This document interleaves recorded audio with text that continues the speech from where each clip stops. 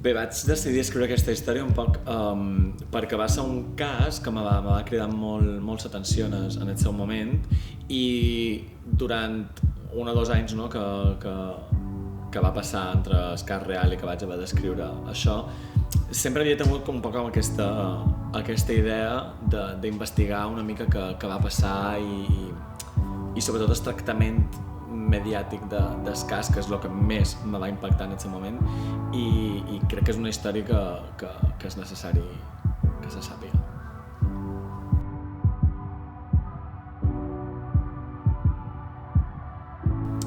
Jo crec que quan s'escriu sobre un cas real el més complicat almenys el que més respecte fa és tot el tema de la documentació i no faltar molta severitat. Evidentment, després, clar, també és trobar una balança entre lo verídic, no? Que això s'enxerra a la primera escena, entre lo verídic i les llicències creatives, no? Que també és com a d'un cas real tampoc caure en un supermelodrama, és com a trobar la balança perfecta, crec jo.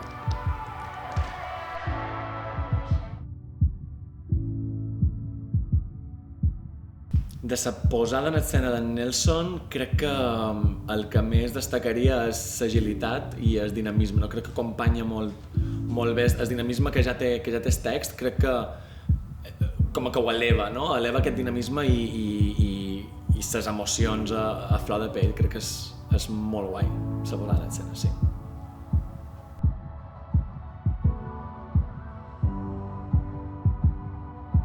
Bueno, crec que el Daphnis i l'Albert són 2 fores de sèrie.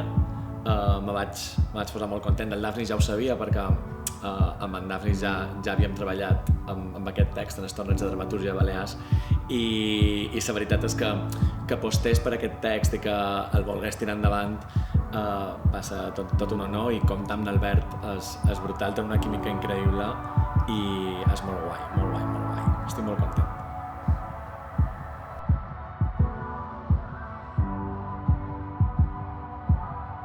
Per què crec que s'ha de veure aquesta obra? Crec que és una mica pedant dir que s'ha de veure aquesta obra, no? Que ho digui jo, jo crec que és una obra